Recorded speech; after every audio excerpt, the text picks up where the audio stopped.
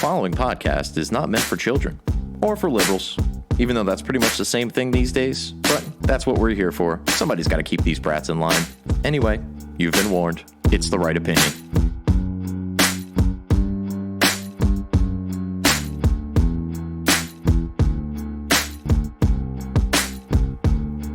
These days, our media's either incompetent or malevolent. They don't believe in heaven, but they acting like they heaven sent.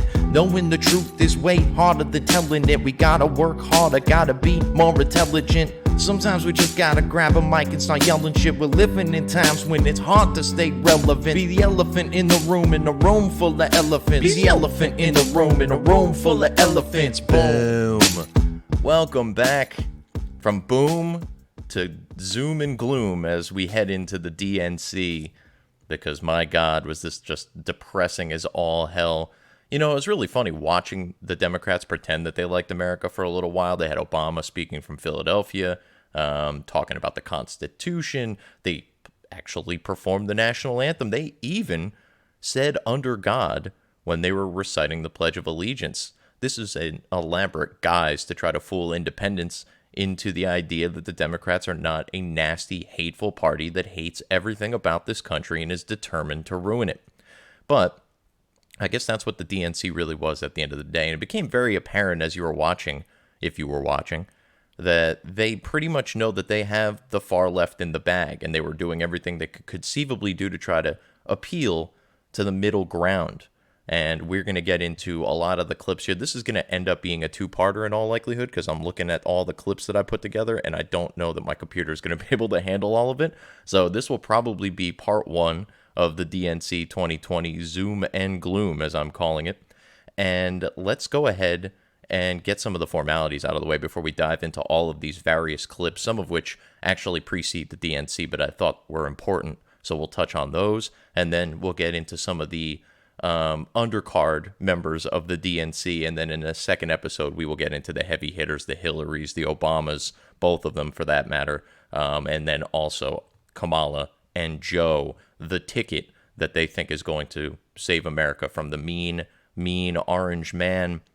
Nevertheless, this is The Right Opinion right here on therightopinion.podbean.com, also available on Google Play, Stitcher, iTunes. There's a bunch of new ones too. I'm getting approved for Spotify right now, so keep an eye out for me there if that's how you catch your podcasts. Also, follow me on all social media, or at least on these social medias, Twitter, Parler, and Instagram, at Right Opinion Pod. Feel free to email the show, therightopinionpod@gmail.com. And we can't forget about ratsaladreview.com. Waiting on an email from Nate over there so we could try to organize our debate about trans rights or whatever it is that he wants to argue about. I have the right opinion, so I'm not all that worried about it.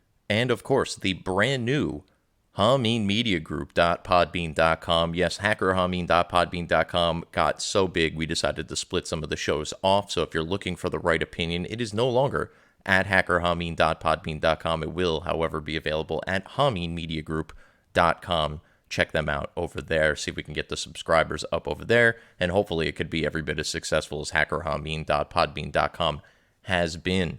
So, Cardi B. Yeah, I'm going to start with Cardi B. Cardi B interviewed the possible next president of the United States for Elle magazine. Why they decided Cardi B. Why Elle? This is all so baffling, frankly. I'm actually gotten dumber having listened to this clip a few times. I'm going to ask you, as you're listening to this, which of these people sounds less in touch with reality? It's going to be a hard one. I'm not going to lie. It's really, really difficult. But let's open up with how this interview opened up. So the two of them pop up, Cardi B and Joey B, as we'll hear him referred as, on their respective Zoom ends of the call. And here is the awkward exchange to open things up. Hi, buddy. How are you? How are you? The name's Joe. Well, hello there, Joe. As a matter of fact, why don't you meet my daughter, the love of my life, the life of my love. She's a fan of yours. Hi, how are you? This is Ashley. Good, how you doing? You know the nickname she gave her father when she was growing up? She'd call me Joey B. So we may be related or something. Yep, Cardi B and Joey B. I'm a huge... Normally, when people make that joke, you think, oh, yeah, like they know they're kidding and that they're probably not related. Like, well, for instance, when I was a kid, I was a big fan of the Ninja Turtles, and I used to always ask my dad if April O'Neil was related to Shaquille O'Neal. April O'Neil's a fictional character. She's also an entirely Caucasian woman from what we could tell. And Shaquille O'Neal, not so much. Could they be related? Sure. Are they related? No. I wonder to myself if Joe Biden actually thinks he's related to Cardi B. But more importantly than any of that, Joe Biden's daughter is a big fan of Cardi B. I had to look this up. Joe Biden's daughter is 39 years old. This is a grown-ass fucking woman who apparently grew up to have never grown up. And she's listening to Cardi B. She's a huge fan. I mean, this is nothing in comparison to the type of son that Joe raised, the scumbag that he is that's partnered with the Chinese government to create facial recognition software for them to be able to enslave and encamp Uyghurs across their country. Oh, by the way, he was also heavily involved in a ridiculous scandal over in the Ukraine where he received an exorbitant amount of money to just sit on a board because he was the vice president's son, and for no reason other than that. Meanwhile, there may have very well been proxy wars that were going on. Billions of dollars just magically disappeared with some of his business partners who probably should have never been given that money in the first place because of their past and their corruption. But Hunter Biden apparently is not the only Biden child that is completely lost and misguided. Here is Ashley Biden, again, a grown-ass 39-year-old woman who is apparently a, quote, huge fan, end quote, of Cardi B. This is what you want? I mean, look, Donald Trump, obviously not the greatest human being, right? Like we all, I think even I, who is one of the biggest fans of him, can definitely say that.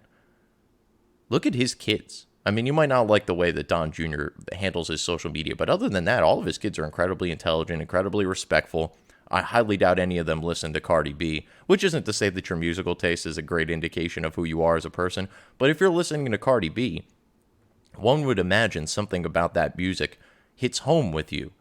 Perhaps Ashley Biden has a wet ass pussy and decided that Cardi B was the music for her. I don't know. I highly doubt it, being that I've seen her, and I don't know that there's many men rushing over to make such a particular part of her body moist. Yeah, I said moist. I know, I just turned off about 7% of you. I don't care.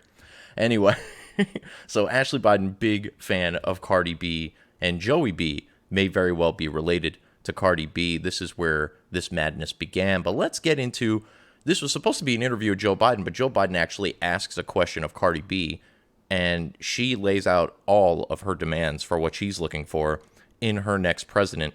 Let's hear what Ms. B has to say. Care. And this is why it's important to have free Medicare, because look what's happening right now. You see why we should have been have free Medicare for a long time.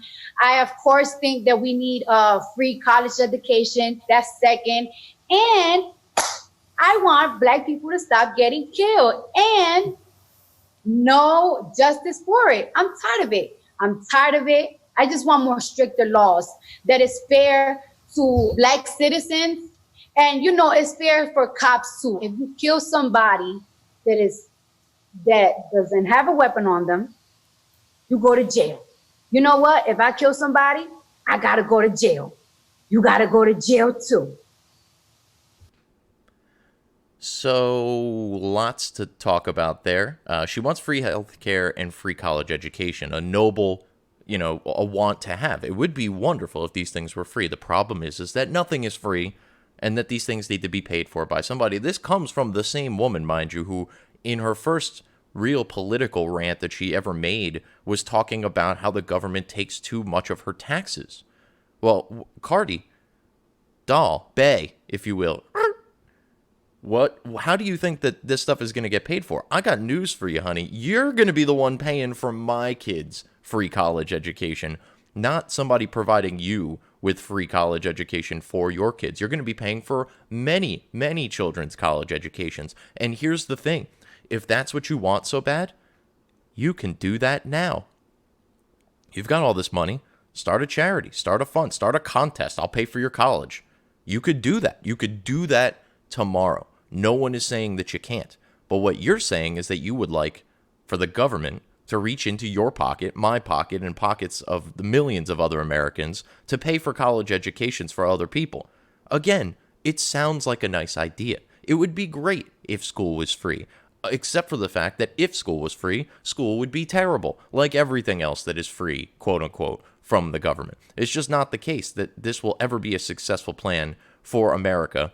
And once again, if we are looking to help the disenfranchised and the poor amongst us, Cardi B could just drop another single. She could drop Wet Ass Pussy 2 and donate all of the proceeds to paying for other college educations for other kids, as opposed to trying to vote in Joe Biden, who will then raise taxes, who will then provide free stuff. Mind you, all of the administrative and bureaucracy crap that needs to go along the way there, all of those people need to get paid, by the way. By the time your taxpayer dollars get to a student to pay for their child's education, it will be minuscule, and it will be a very small percentage of what initially went in the form of tax revenue that will trickle down. Why is that? Well, because trickle-down economics works in the private sector. It doesn't work in the government because the government eats up so much of the money by the time it trickles down to you.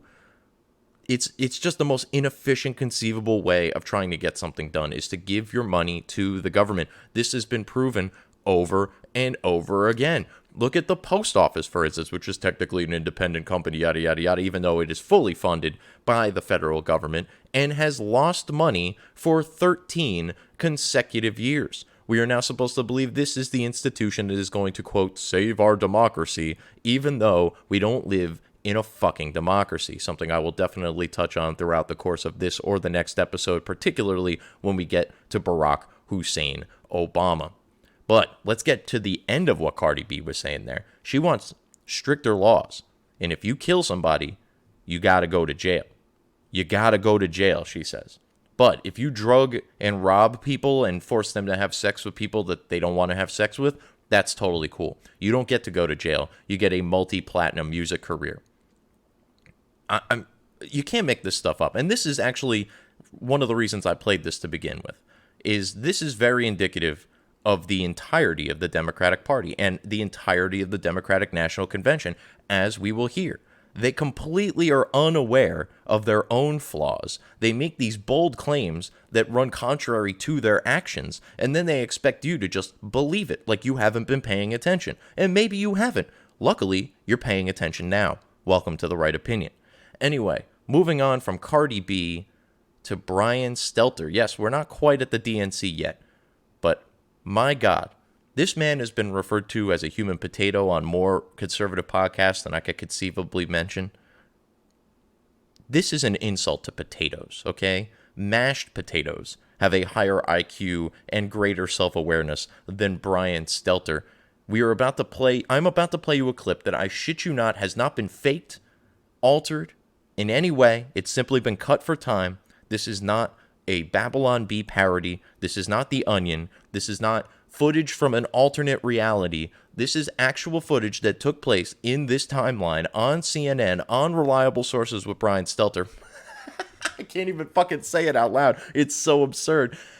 Here he is asking one of the guests on his show if there's anything on the left that is as anti-Trump as the right-wing media machine appears to be anti-Biden. I shit you not. I needed to say that in advance of the quote because when you hear it, it's going to take you back several steps. Like, you're going to just be taken aback. You're going to be like, this cannot be real. It's real. I assure you, he actually said these words on television with a straight face. Human mashed potato. Go ahead. This, when you see entire media companies essentially exist to tear down Joe Biden, is there an equivalent to that on the left tearing down Trump? There really isn't. And, what I would say, it's really a diet of this type of information that a lot of these voters are getting. A lot of the voters that I talk to, I can, when I interview them, I do hear them saying a lot of the talking points that sound very familiar from some of these shows, which I try to listen to when I'm out on the campaign trail or when I'm at home, watching TV. You can. there really isn't. There, New York Times, Washington Post, Yahoo News, CBS News, CNN, MSNBC. I mean, like, the list goes on and on. That I didn't even get into the Daily Beast and the Politicos and the Huffington Post and, like, all of these completely asinine fucking, I don't even know what to call them. They're certainly not journalism outlets. They're propaganda outlets, right? Like, all they ever do. Look, if you want to make the claim to me that the media covers Donald Trump fairly, he's just every bit as terrible of a person as they admit, as they say he is, then you need to show me any actual evidence of any of this. I mean, they spewed on and on about the Russia collusion, which they're still trying to make some sort of claims to, even though report after report after report come out saying that, yeah, there might have been some entanglements with the campaign and some Russian people, mostly because the Russian people were targeting these loose ends of the campaign, but there was no actual collusion. And by the way, the FBI, instead of actually trying to stop Russia, seemed to be more determined to connect Donald Trump to Russia's activities than they were to actually stop any election meddling at any given point in time. Yet another thing I will probably get into when we talk about Obama a little bit later on or in the next episode. But if you want to tell me the media is covering Donald Trump fairly and he's just a terrible person, you're going to also need to point out to me any articles from any of those outlets that I just named that say anything positive about Donald Trump. Because certainly he hasn't done everything wrong. You want to say that the coronavirus stuff has been bad, you're wrong. I mean, obviously it's been terrible, but it's not his fault. It's way more the fault of the local governors, as well as China and the World Health Organization for lying and covering up China's malfeasance during all of this. It's most definitely not Donald Trump's fault. If you want to give him a sliver of the blame, fine, do you. But like at the end of the day, there's way more people that are to blame for the deaths and the economic impact in this country than him. It bewilders me that they blame the economy on him, like he isn't doing absolutely everything in his power to make this the greatest economy ever. We all know it's the biggest thing that he brags about all the time. Why would he purposely run the economy into the ground unless there was reasons for him to do so? Reasons like medical reasons being provided to him by medical experts saying, hey, maybe we need to encourage masks. Hey, maybe we need to encourage some form of lockdown, some forms of social distancing. And he's gone along with those experts every single step of the way, except for, of course, when he was ahead of the experts and he instituted the travel bans, which, by the way, some of the experts were in on that decision, as Fauci said before Congress recently. So, there's no one on the left specifically out there to try to ruin Donald Trump. This is the world that Brian Stelter lives in. He's a reliable source, though, guys. Unbelievable. Again, that's not from an alternate reality. That is real, supposed news coverage that was actually presented on CNN as news. And not only news, reliable news, because it's reliable sources, and it's on CNN, where facts matter. It's just these people, they think you're stupid. There's no other explanation for this other than they think their audience is stupid. And if they're CNN, they're actually correct. So there's something to be said about that. But unlike reliable sources, the Democrats are always reliable. They are always reliable to be the hypocrites and the ridiculous circus clown show that they have been and will always be. This is the party of Me Too, of believe all women, except for when that woman is saying something about their presidential candidate or about their president at the time. And speaking of, Bill Clinton. Yes, Bill Clinton, that Bill Clinton, the one who you would think would be canceled a million times over, not only for what he did to poor Monica Lewinsky back in the day, who was, for what it's worth, a consenting adult, but was clearly in over her head in a relationship there where there was a power balance that is unlike that of pretty much any relationship we've ever seen or heard about in the history of the world.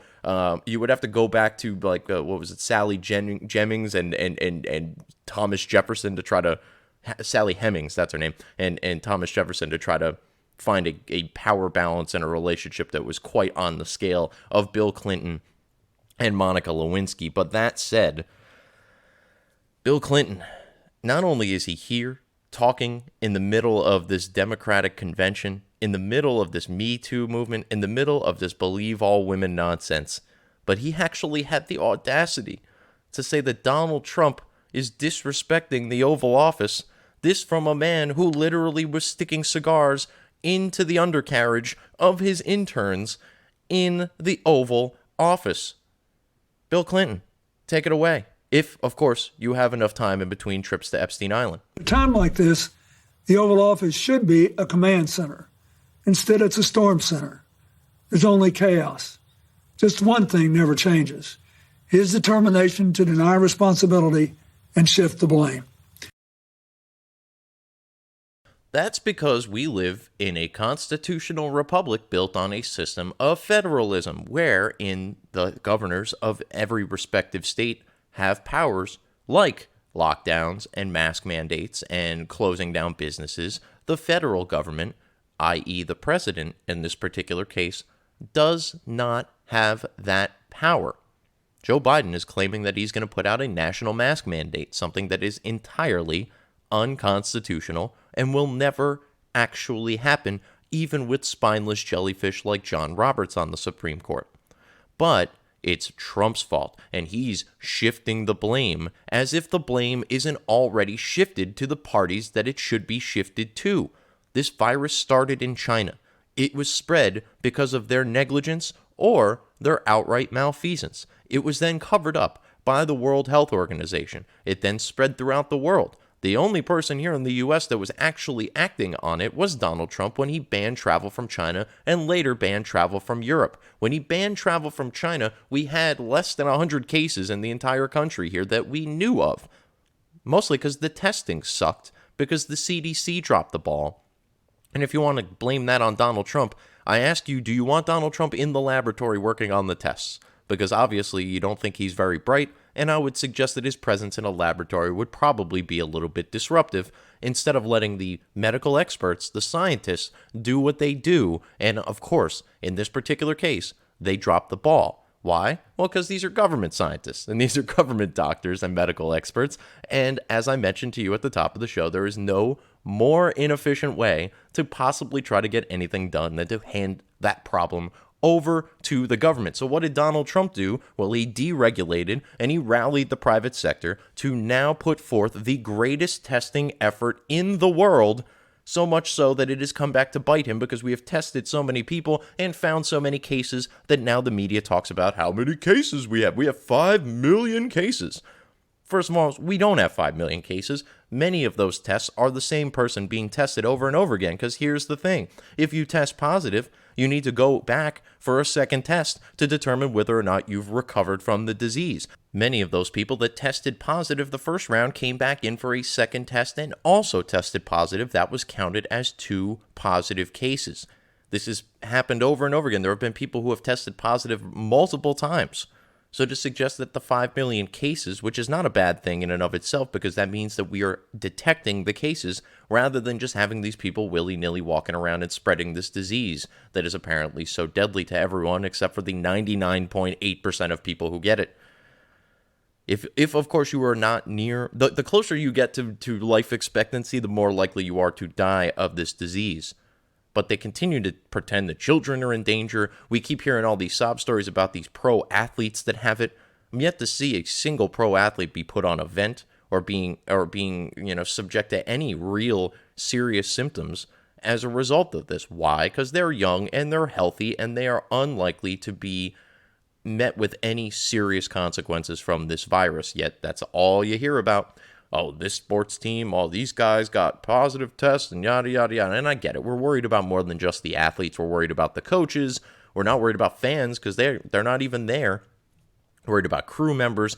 Okay, we're talking about a very small number of people that can either be replaced, work remotely, work from a distance, work via walkie-talkie, whatever it is that you got to do to help those people, fine. Instead of uprooting the entire system, they've literally uprooted an entire baseball season, an entire basketball season, an entire football season, potentially, both in pro and college football, to protect the very few outlier people that are involved in the process, whereas the bulk of people, much like the general population that are involved in these processes, will not see any serious ramifications if they should contract this disease. I don't even know where that rant started. Let's get back into Bill Clinton. Denying, distracting, and demeaning works great if you're trying to entertain or inflame. But in a real crisis, it collapses like a house of cards. COVID just doesn't respond to any of that. To beat it, You've got to actually go to work and deal with the facts. Lying, distracting, and demeaning are all good things if you're trying to entertain and inflame. You know, like the media. The same clowns that are, oh, Donald Trump's so mean. By the way, everyone who's ever voted for him is a fucking racist. Okay? Like, I look, the idea that Donald Trump is the only one who's mean to people in the political arena is hilarious. It's actually been going on since long before Donald Trump ever entered the political arena, but we're just going to pretend he is the embodiment of all things that are bad about politics, even though the very reason he got elected is because he is the polar fucking opposite. But we're just going to keep on pretending. By the way, Bill Clinton, nice little House of Cards reference in there. I'm sure you and your buddy Spacey spent a lot of fucking time together on the Lolita Express. The House of Cards, by the way, anybody who watched that show knows how evil Frank Underwood was, how corrupt DC is, and Bill Clinton has been on record saying that it's really not that far off. And, you know, I might think, being that, you know, Frank Underwood had killed a few people along the way, maybe Bill was speaking out of personal experience. Again, this is the guy who was using his intern's coochie as a humidor in the Oval Office, sitting here trying to pretend like he was doing the work. No, he was doing the help. There's a big fucking difference, Bill. It is unfathomable to me that the DNC thought it was a good idea to put this guy out there. And of course, the Daily Mail, good on the Daily Mail, released some photos of him with one of the Epstein victims on the day that he was supposed to speak. Kind of made it too late for the DNC to pull him, but we all know what this man was doing, not only with Monica, but with these fucking young girls. We all know this. Everyone knows this. Hashtag Bill Clinton is a pedophile was trending #1 on Twitter. You would figure that the party that has all of the blue check marks would have been at least mildly aware of the fact that there is a general feel out there that Bill Clinton is a pedophile and a rapist, and yet they had him, the party of Me Too, they had this man speak at their fucking convention. It's almost as dumb as having Hillary speak at the convention, because she's the reason you guys lost last time, but you're going to have her come out and endorse Joe Biden as if anyone gives a fuck what Hillary Clinton thinks about anything. More on that in episode 2. Anyway, let's roll on to the next speaker here. I have in my notes, hashtag Horseface. No, it's not Stormy Daniels, although I am fairly surprised that she didn't make an appearance here. Why wouldn't she, right? And not to mention that they have every celebrity under the sun at their disposal, and they brought on like Billie Eilish, Eva Longoria, and Kerry Washington. Kerry Washington's incredibly talented and beautiful, and obviously Eva Longoria is beautiful as well. Billie Eilish looks like a depressed troll. Like literally the trolls, like with the hair thing, it looks like she's depressed, and that's why the hair is deflated, and she's just this weird, chronically depressed, green-haired, obese fucking chick. But whatever it is, these are the celebrities that they decided to roll out, alongside people like Horseface John Kerry. Yes, John Kerry. The perpetual Logan Act violator, John Kerry. Yeah, hey, look, if they want to use the Logan Act as a legitimate thing that they could prosecute people for, no one is more guilty of Logan Act violations than John Kerry. You know, the very thing that they tried to lock up Michael Flynn for, at the bare minimum, trap him and keep him from maintaining his job in the Trump administration. That Logan Act, John Kerry literally went to Iran after he was the Secretary of State, after the Obama administration had left office, to go discuss the Iran deal with the Iranians. That is, by definition, negotiating on behalf of the American government when you are not authorized to do so, which is a violation of the Logan Act. So if we are going to take that thing seriously, it is time to lock up John Kerry. But here he is, old Horseface himself, talking about something. I don't know. I fell asleep halfway through this clip. I'll try to listen to it again and give you some commentary on the other side. This is the bottom line. Our interests, our ideals, and our brave men and women in uniform can't afford 4 more years of Donald Trump. Our troops can't get out of harm's way by hiding in the White House bunker. They need a president who will stand up for them. Yo, is this dude serious? Like, again, this is another one of these things that I cannot wrap my head around, how they say these things out loud and they actually expect people to take them seriously. John Kerry, Secretary of State under Barack Obama. More bombings, more drone attacks than any president ever.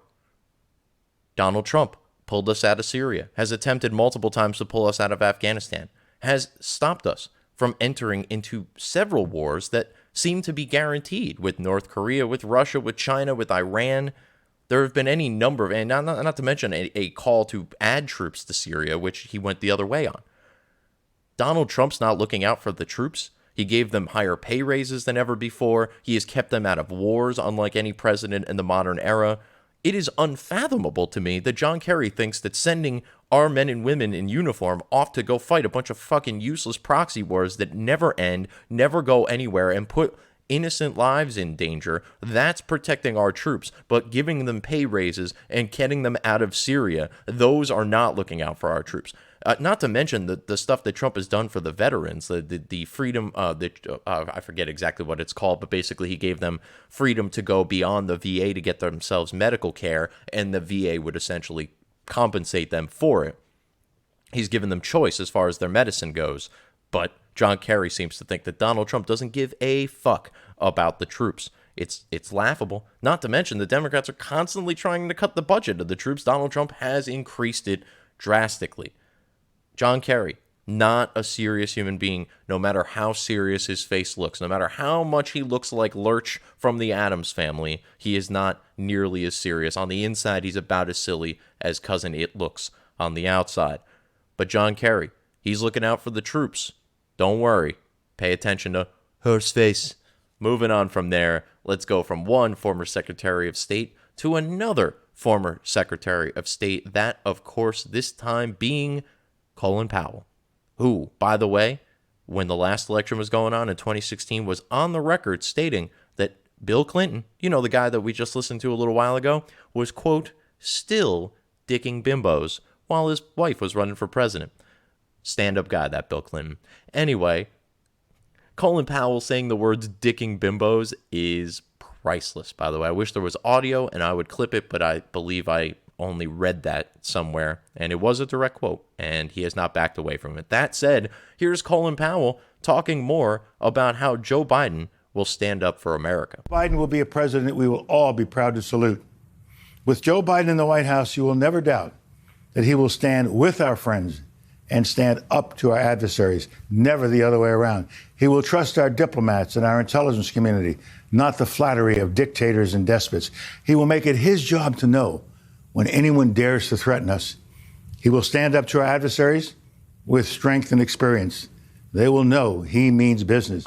He goes on there, and my clip cut off there. He goes on to say that no one will push Joe around, which is funny because I saw some 90-pound female 20-something pulling him away from the press just recently. So from no one will push him around in the fantasies of Colin Powell to, again, 90-pound 20-something female pushing him around quite literally in the public eye here in reality. It's kind of hard to balance those two things out. By the way, I will not be proud to salute Joe Biden as our president, and I don't mean to get all Michelle Obama on you here, but I will be very, very disappointed in the American people if they elect this guy. To suggest that your fifis are so important that you can't stand the mean orange man's tweets so badly that you're willing to ruin our country, which is what Joe Biden is going to do. Not because Joe Biden wants to do it. Joe Biden doesn't know where the fuck he is. Colin Powell says he will stand up to our enemies. Motherfucker can't even stand up. This is a guy that is pretending that he is fighting for the soul of our nation while actively losing the battle to keep his soul in his corpse. He's not going to stand up to anybody. He won't stand up to Kamala Harris. You think he's going to stand up to fucking Vladimir Putin? What kind of fucking crack are you smoking? It is unfathomable that Colin Powell, of all people, he's a deep state as deep state gets, so it's absolutely no surprise to see him at the Democratic National Convention. But Colin Powell out here talking about how Joe Biden, like, motherfucker, have you not watched a single interview with this guy? Can you imagine him sitting across the table from a powerful world leader? And oh, by the way, he will stand up to our enemies and reside with our allies. Our allies fucking suck. Our allies have been basically sitting around, with the exception of England and Israel, for the entirety of the United States experiment, just fucking sucking off the teat of the U.S. We protect them. They pay nothing. We pay for these fucking multinational organizations, NATO and fucking World Health Organizations and the UN, and we are the ones fitting the bill for a bulk of all this stuff, while the rest of them just sit around and reap the benefits of it. Donald Trump has put a stop to that, making them actual allies now. They're not just fucking latchers on, parasites, if you will, which is exactly what they had been up until Donald Trump came along and said, no, you're going to have to pay your own way, believe me. And they have, and I believe him. I don't believe Colin Powell, because let's face it, he's clearly not in touch with reality. Joe Biden's going to stand up, and he means business. Yeah, he means business opportunities for his scumbag son. That's what he means. Not to mention his brother and his son-in-law. Ashley's husband, by the way, I'm pretty sure is the one, Howard Kreiner? Neither here nor there. Go back and listen to the Biden crime family episode, which I'll probably just repost at some point in the near future as we get closer to the election, because it's important information that I feel like everybody needs. That said, I'm done with Colin Powell. My colon has been cleansed, if you will. Let's see what we got next this is good. Dr. Jill Biden. Now, in fairness, Dr. Jill spoke during one of the first couple of nights here. Dr. Jill did a very good job of giving the case that her husband is a fine man, which you would assume any wife would feel about their husband. Rather than get into the minutia there, because I think it's, Jill Biden's a smart woman. She's fairly articulate. She obviously loves her husband. She was going to have no problem whatsoever painting this very nice, rosy picture of Joe. However, she did this whole thing from an empty classroom, if I'm not mistaken, as did Elizabeth Warren. It's a weird theme that they got going here, because they're the ones responsible for these empty classrooms. Again, unbelievable to me that they haven't figured out that the American people are smart enough to figure that out. But here is Dr. Jill talking about these empty classrooms and the state of our current educational system. After all, she is a doctor, and I believe a doctorate in education, if I'm not mistaken. Here is Jill Biden. This quiet is heavy. You can hear the anxiety that echoes down empty hallways. There's no scent of new notebooks or freshly waxed floors. The rooms are dark as the bright young faces that should fill them are now confined to boxes on a computer screen. I'm sorry, which party wants to keep the school shut down? Which presidential candidate wants a national mask mandate and probably subsequent lockdowns to go along with that?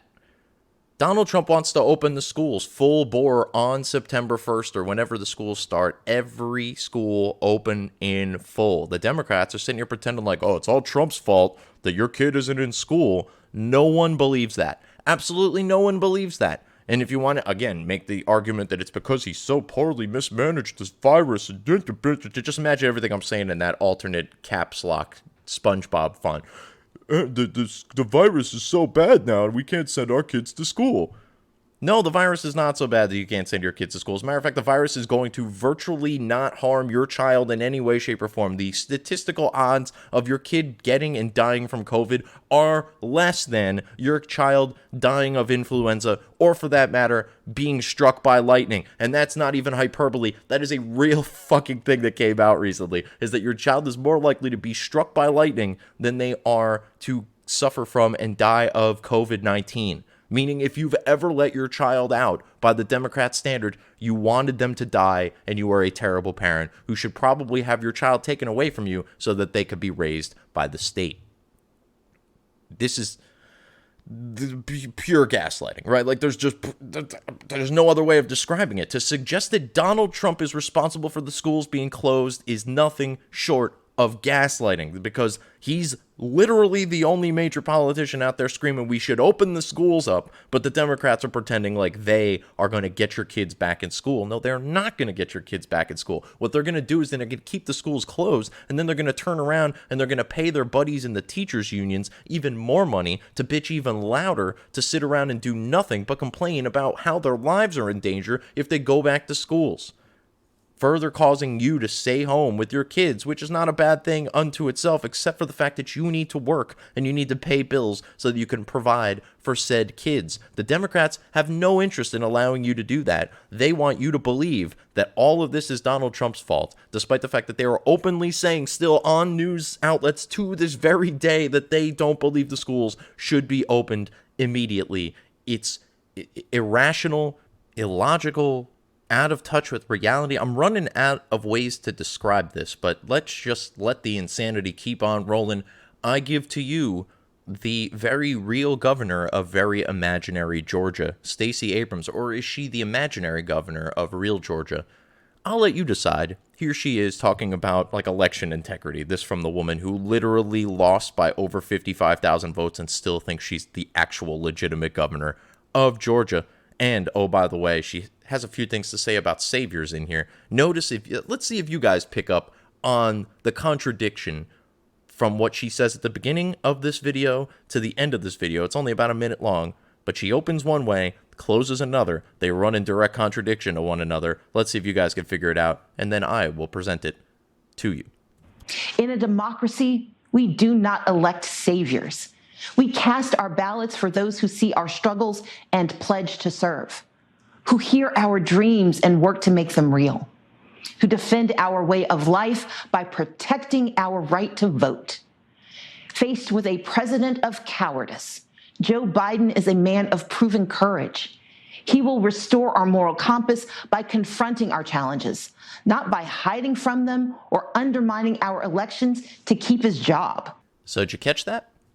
I mean, in addition to the whole election integrity thing, which is sort of hilarious, and they keep using the word democracy like we actually live in a democracy, which we don't, which they would know if they've ever cracked a history book, but they only read the ones that they write themselves, like the Hannah Nicole Joneses of the world who write the 1619 Project. That's the only actual history that they know. Somebody framed this actually very well. I want to say it was Andrew Klavan, but I think he was quoting somebody else. This election comes down to 1776 versus 1619. Do you believe that our founding principles that came about in the 1700s, mid to late 1700s, 1766-ish, do you believe that that's truly when America was founded, or do you go all the way back to the beginning of some arbitrary time where it just so happened that slavery began here in the United States, and that's truly when the United States began? Basically, it comes down to, do you think this is a racist nation or not? And if you do think this is a racist nation, then go ahead and vote for Joe Biden. The old, geriatric fucking, racist himself is going to fix everything. Or you could just, be in touch with reality, realize America is the least racist nation in the history of ever by every conceivable metric, even according to left-wing outlets like the Washington Post. And you can just go about your day and vote in your best interest, which is voting for Donald Trump, who is not going to infringe upon your rights in any significant way, who is going to desperately try to get more money, more of your money, back into your pocket. Not just handing out other people's money. He wants to give you more of your money because the government has no fucking business taking it in the first place. After all, taxation is theft. Duh. Anyway, so did you catch it? I don't know if you did. You probably forgot what it was because I ranted again. She opens that statement. It's only a minute long. She manages to grossly contradict herself in a single minute. She starts by saying that we don't elect saviors, and then finishes by essentially describing how Joe Biden is going to save us from the mean orange man.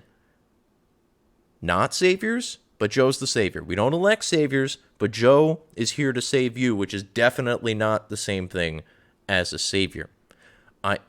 I wonder if imaginary Georgia is doing well with COVID. I mean, they have such strong leadership. I can imagine that they probably have millions of imaginary deaths. Anyway, let's go from delusional imaginary governors to mom jokes. I wasn't fully aware mom jokes were a thing until I discovered the existence of Amy Klobuchar. And here is Kitty from That 70s Show. The president may hate the post office, but he's still going to have to send them a change of address card come January. Oh, burn. I'm sure Trump is really, really reeling from that one. As a matter of fact, he might have actually stopped tweeting for 5 minutes following this joke because his heart was just so broken. He is going to have to move back into his multi-million-dollar mansions and penthouses, and so, oh man, that would really be terrible for him, wouldn't it? And he probably wouldn't send the post office a change of address card, because I don't believe he's actually physically changed his actual address. As a matter of fact, he's a registered voter in Florida because Mar-a-Lago is his official residence. But, you know, let's not let that get in the way. By the way, he doesn't hate the post office. He put one of his business cohorts, and yeah, a donor of his, DeJoy, I believe his name is the Postmaster General now, in place to try to fix the post office. Not fix the election, fix the post office, which again has been losing money for 13 consecutive years. To quote Steven Crowder, imagine pitching that shit on Shark Tank. Yeah, well, you know, we have this essential service that everybody needs, and yet we keep losing money. Oh, well, how much money? Oh, well, we haven't turned a profit in 14 years.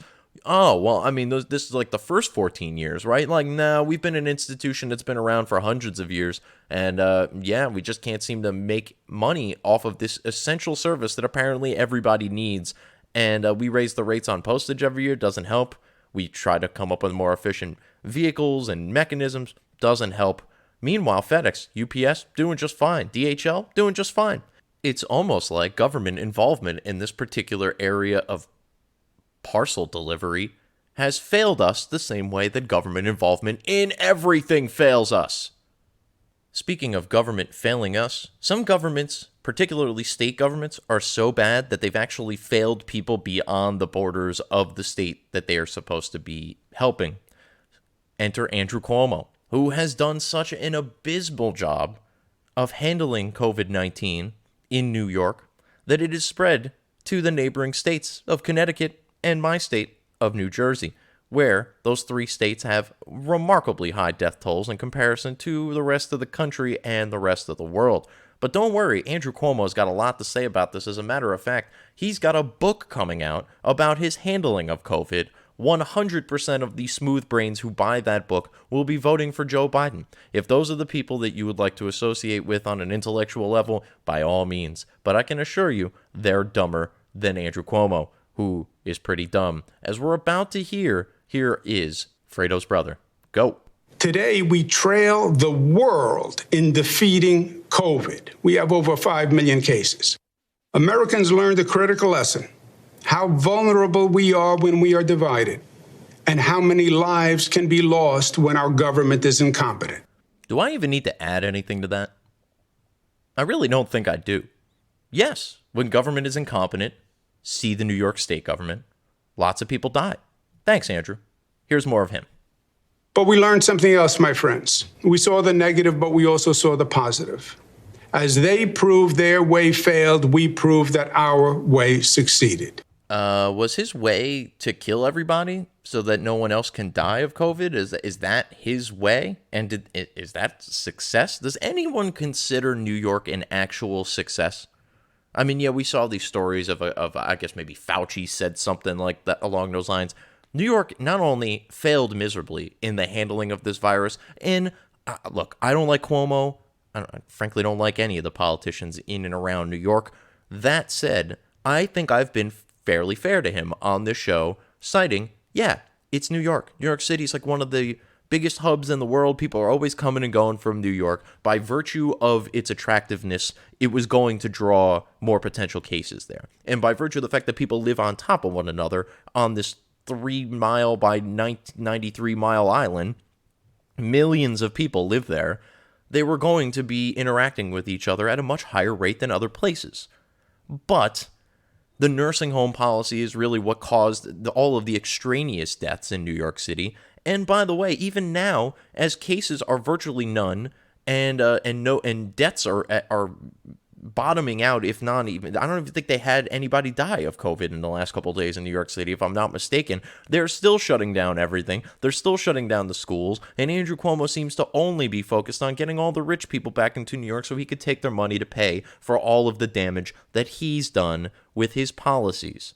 And de Blasio right behind him, who was already just handing out cash like it was the friggin' cash cab prior to COVID, and then obviously has spent an exorbitant amount of money trying to handle COVID poorly. So Andrew Cuomo is now the beacon of success stories for COVID. Mind you, and just not to get too far off topic here with the COVID nonsense, but I've heard a lot of people say this, and it makes a lot of sense. People are comparing the United States to other countries like we are like other countries, which we most certainly are not. We have a federalist system here. We have states that are bigger than a lot of the countries that they're talking about. So if we were going to compare, let's compare state versus country. How did New York handle things versus how other countries handled things? How did Texas handle things versus how other countries handled things? Because of our federal system, the governors actually have most of the power. They essentially, Andrew Cuomo is as powerful in New York State as, say, the Prime Minister of England is in England for how decisions are made in England.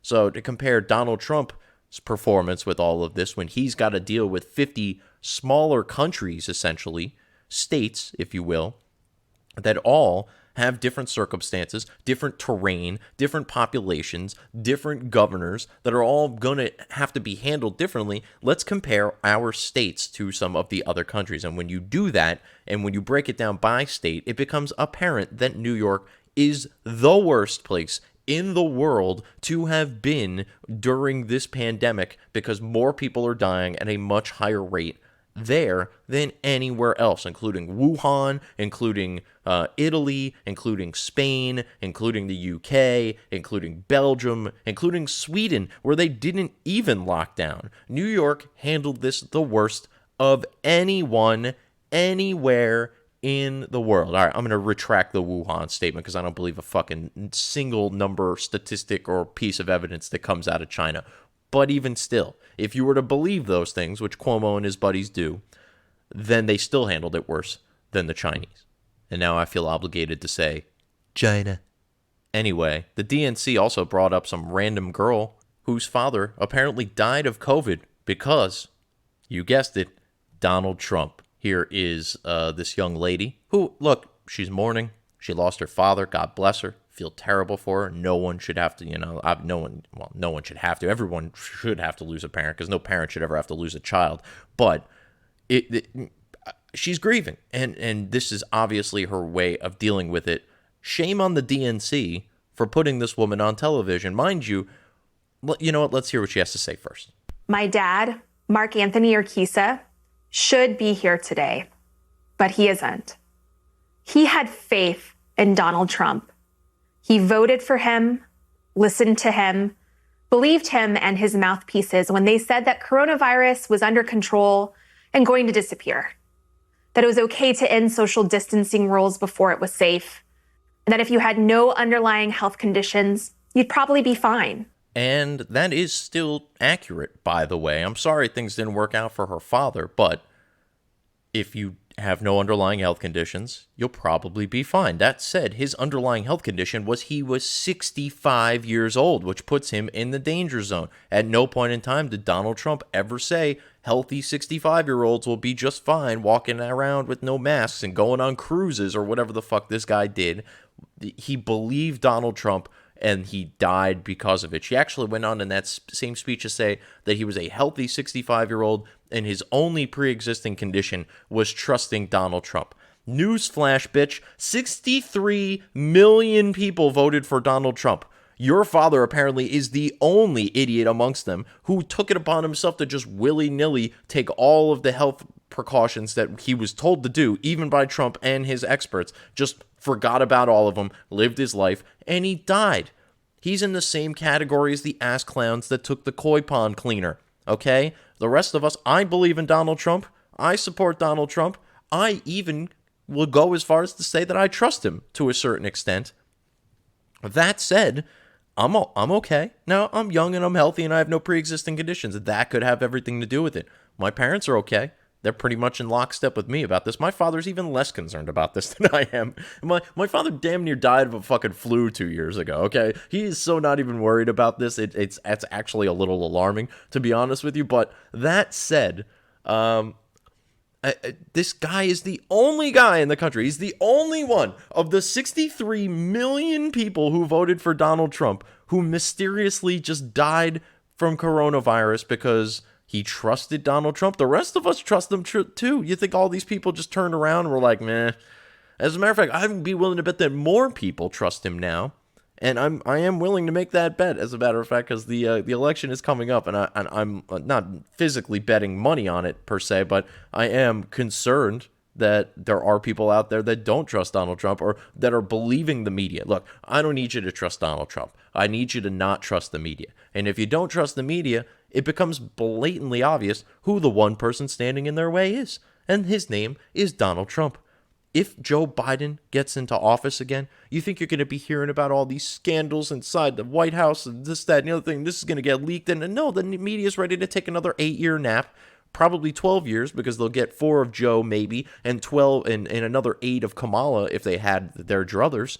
They're just going to take naps like they did under Obama, and you're not going to hear about anything, which is why when you hear about the stuff now, everything is, these partisan attacks. No, the media just took a fucking nap during Obama's 8-year tenure. They didn't tell you about all the drone strikes. They didn't tell you about the spying. They didn't tell you about the terrorism that we were funding. They didn't tell you about the drug deals that they knew were going on in this country by terrorists that they just allowed. They didn't tell you in great enough detail how we were selling arms to Mexican drug cartels. I mean, the guy was the worst president ever, and you didn't hear anything about it because the media loved him. And they will do the same with Joe, and they will do the same with Kamala as well. Let's say you don't trust Trump, but you trust the media. If it were up to them, if you were to listen to them, you should be wrapped in a hazmat suit, in bubble wrap, in your basement at all times from now until, let's say, 2022. That's basically where they want you. Donald Trump wants you out and about, living your lives, taking the risk that you have the ability to not only mitigate, but assess for yourselves. Go live your lives. That is what Donald Trump is telling you. Assess the risk, mitigate the risk, but live your lives. We need an economy to be booming because everybody suffers if the economy suffers, because jobs aren't as plentiful. They're not paying as much. Goods and services get more expensive. And under Joe Biden, you're going to have a strangled economy like you had under Obama. You're going to have higher taxes. Your company's going to have higher taxes. Your bills are going to be more expensive. These are the things that affect you personally. All the rest of the shit is just noise. How's it going to help your bottom line? Donald Trump will help your bottom line. Joe Biden will not. And Joe Biden will have you wearing a mask. He'll have it glued to your face, and you will have, weirdly enough, federal troops in your town to enforce said mask mandate, and they will blame Donald Trump for normalizing federal troops on in cities and towns around America. Watch, that's what they'll do. Let's hope we never actually find out. Then let's get over to Benedict Kasich. Yes, John Kasich, the human wet mop that he is. He's got a few things to say about how America is at a crossroads, and to reinforce that point, he physically stood at a crossroads and said this. Sometimes elections represent a real choice, a choice we make as individuals and as a nation about which path we want to take when we've come to challenging times. America is at that crossroads today. I'm a lifelong Republican, but that attachment holds second place to my responsibility to my country. That's why I've chosen to appear at this convention. In normal times, something like this would probably never happen. But these are not normal times. No, John, these are not normal times. We have Republicans speaking at the national convention for the Democrats.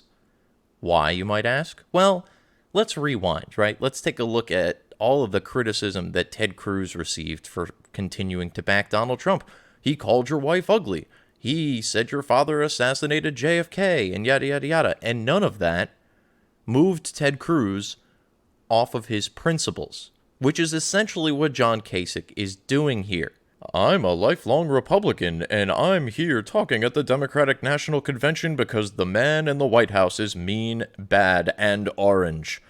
So I'm going to sacrifice everything I've ever believed in. I'm still a Republican, but I have a duty to my country, aka everything I've ever told you I believed, I don't actually believe because one very bad, very orange man was able to shake me from my beliefs to the point to where I am here at the Democratic National Convention touting an old racist white man that I presume will be the savior, to paraphrase Stacey Abrams a little bit, from the bad orange man. He doesn't actually believe in anything conservative. If he did, he'd be full bore behind Donald Trump, who has been incredibly conservative in his governance. And no, John, you are not at a crossroads. You have crossed the road. You know how I know? Because you're a Republican speaking at the Democratic National Convention. Why did the chicken cross the road, you may ask? Because his name was John Kasich. Anyway, he goes on to spew more nonsense, which I'll be happy to dissect for you in a minute. I'm sure there are Republicans and independents who couldn't imagine crossing over to support a Democrat. They fear Joe may turn sharp left and leave them behind. I don't believe that, because I know the measure of the man. It's reasonable, faithful, respectful. And you know, no one pushes Joe around. People push Joe around all the time. I think I incorrectly attributed that quote to Colin Powell earlier on, but my criticism still stands. People push Joe around all the time. People have pushed Joe back from his crowning achievement, which was the 94 crime bill, which he was so proud of at the time. He is now backing off of and joining the defund the police fucking crowd. This guy gets pushed around with regularity. And the funniest part about all this is that John Kasich tries to make the case that Joe Biden will not get pushed farther to the left. And then the DNC, almost like they were unaware of what John Kasich was saying. Maybe it was pre-taped. Obviously, it was pre-taped. I assume he didn't go live from that crossroads.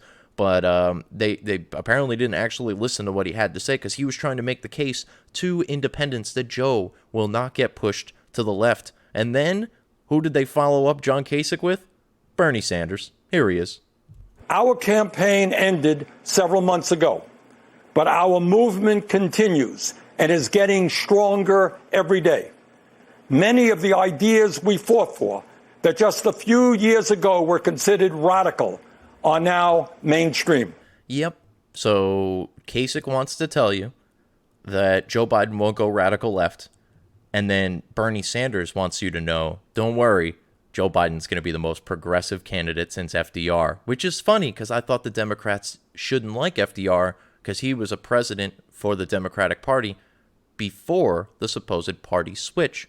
Kind of funny how that works. Conveniently, FDR is nice when they want him to, but then when you point out that, oh, but you guys all love FDR, I thought the party switch. Nah, well, but I don't know. I don't know these things. I don't know much of anything. I'm Bernie Sanders. What do you expect? I think socialism's a good idea. I thought Moscow was a lovely place when I honeymooned there with my wife.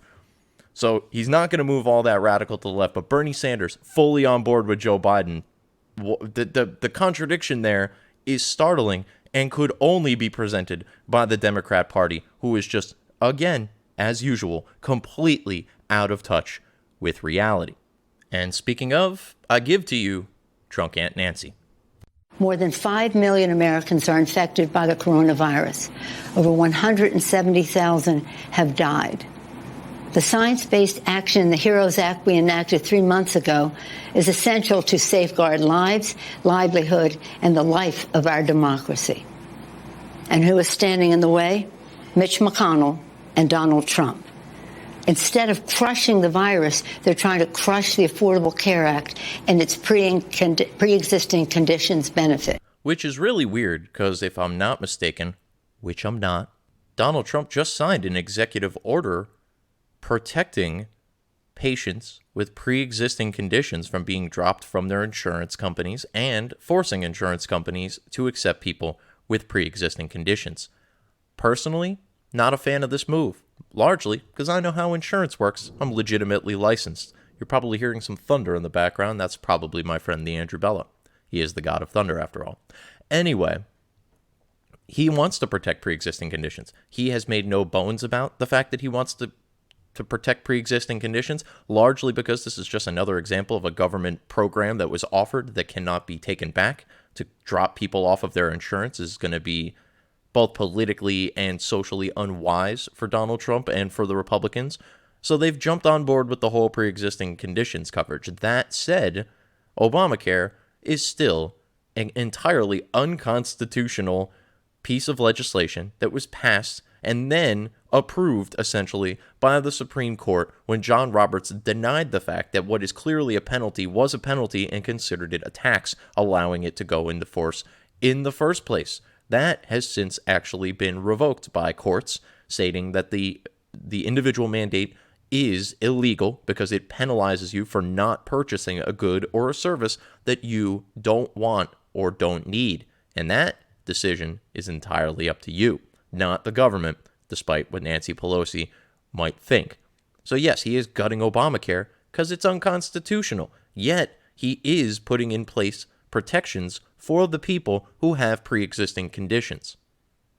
Now, when Donald Trump signed this executive order, everyone on Twitter said, "Oh, but Obamacare is already a thing." Yes, but it's an unconstitutional thing that will be taken down by the courts in the not-too-distant future. As a matter of fact, it really pretty much has, because without the federal mandate requiring you to have insurance with the potential penalty of a fine of up to 1% of your income in that particular year, and I believe it increases every year, 2%, 3%, 4%, if you don't have health insurance coverage, that whole law is going to go away, and Donald Trump's executive order will be the only thing left standing protecting pre-existing conditions patients.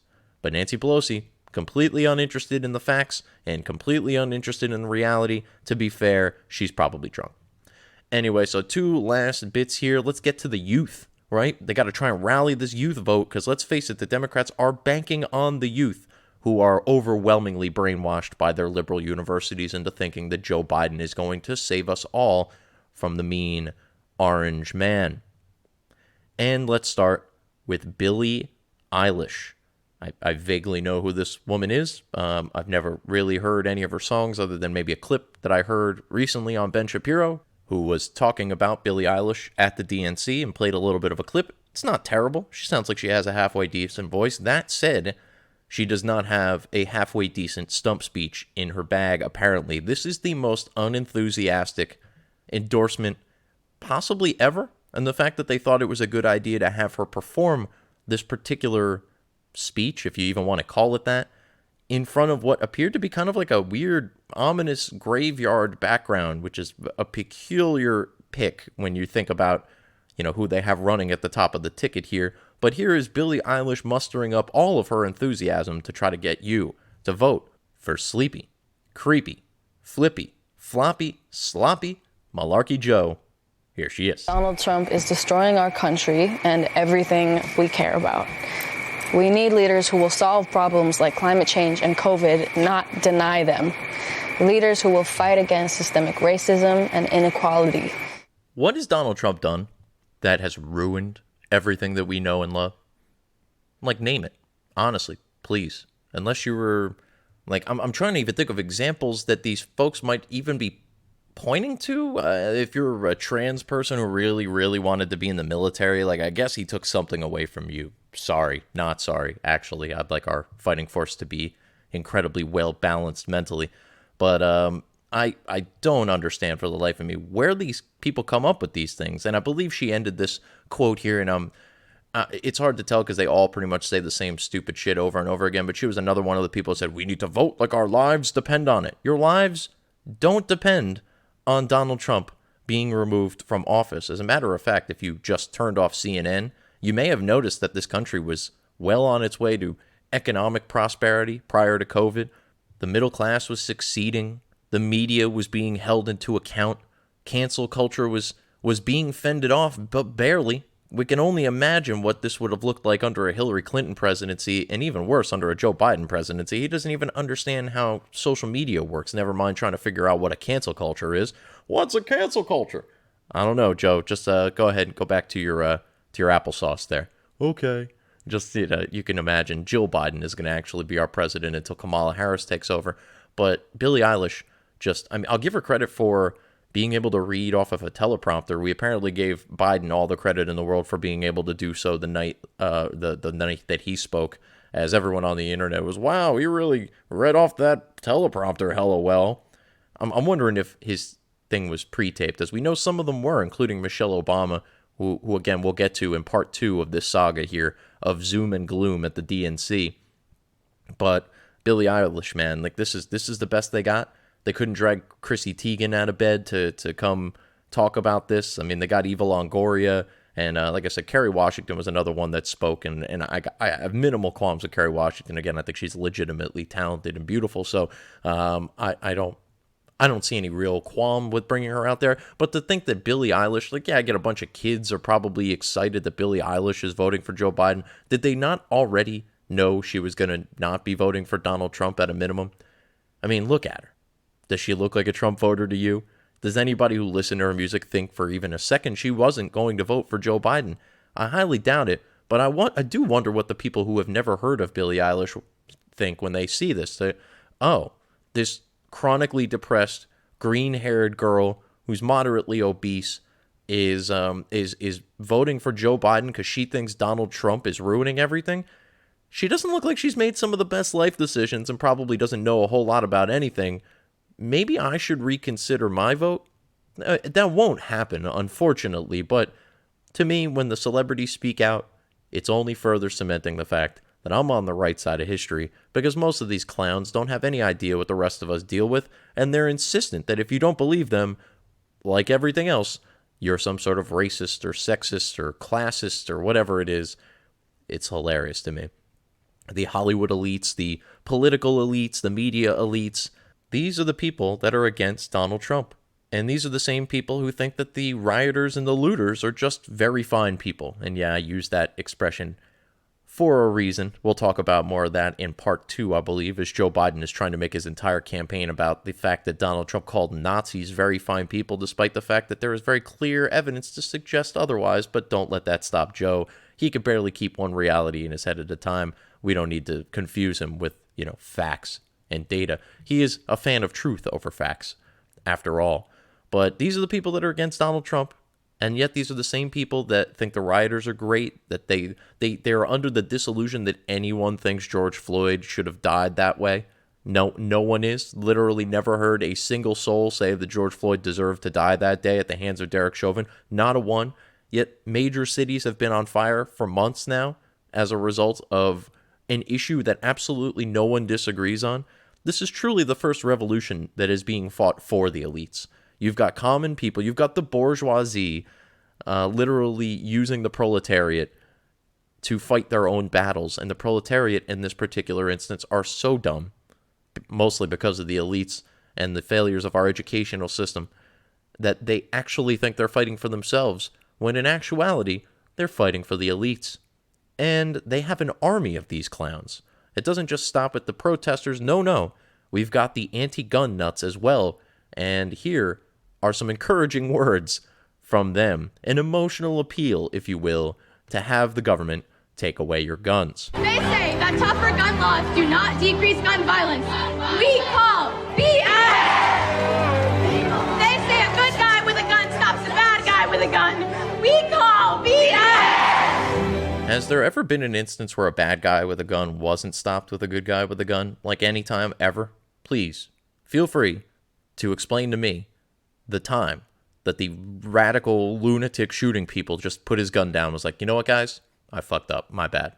It's never once happened, at least to my knowledge. And if it did happen, it's because that person was severely mentally strained. But don't worry, the Democrats are going to send a social worker out to go deal with your latest school shooting and not an actual armed police officer, because he's evil and he might actually shoot somebody who deserves to be shot. But the mere fact that these people are just calling BS on actual facts just lets you know how in touch with reality they are. This, again, is just a bunch of emotional appeals to try to win over the center of the country, because they know that they have the radical left. And unfortunately for them, they're too dumb to realize that there's a lot of single-issue voters out there, and a lot of those single-issue voters, even amongst Democrats and independents, a lot of those people are one-issue voters on the Second Amendment. They want to be able to arm themselves and protect themselves against the lunatics that are coming to burn their cities down. These idiots are out here just calling BS to facts because they want you to believe that if a bunch of children tell you it's so, it must be so. This is how we get people like Greta Thunberg winning Nobel Peace Prizes. Meanwhile, Donald Trump, who legitimately organized an actual peace deal between Israel and the United Arab Emirates, won't even get consideration, despite the fact he should walk away with it without any contest. But that's it. That's what we got for the undercard here at Zoom and Gloom, the DNC 2020. We're going to get into the heavy hitters tomorrow. Yeah, tomorrow. I'm doing back-to-backs. This is a rarity for the Right Opinion, so I really appreciate if you guys give both episodes a listen, a like, a share, a subscribe, a 5-star review, daddy, if you will. And be sure to check out therightopinion.podbean.com or search The Right Opinion on Google Play, Spotify in the not-too-distant future, pretty much all podcatchers at this point. I'm out there on just about all of them, I think, except for SoundCloud, unless somebody's up there uploading these to SoundCloud, in which case, thanks, I guess. Stop stealing my shit.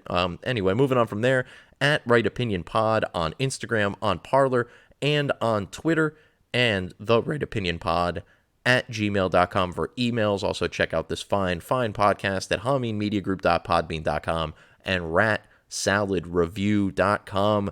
And I think that's about all I've got for you this week. Again, back tomorrow with Hillary, with Barry, with Michelle, and then obviously the two people at the top of the ticket there for the Democrats, Kamala and Joe.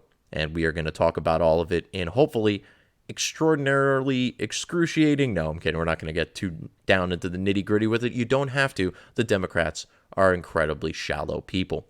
That said, I'm going to go ahead and take this opportunity to remind all of you fine people that opinions are like assholes. Everybody's got one, but this asshole has the right opinion right here on the Right Opinion Podcast. I'm Harrison Bergeron. I'll talk to you guys next time. Be the elephant in the room full of elephants. Be the elephant in the room full of elephants. Boom.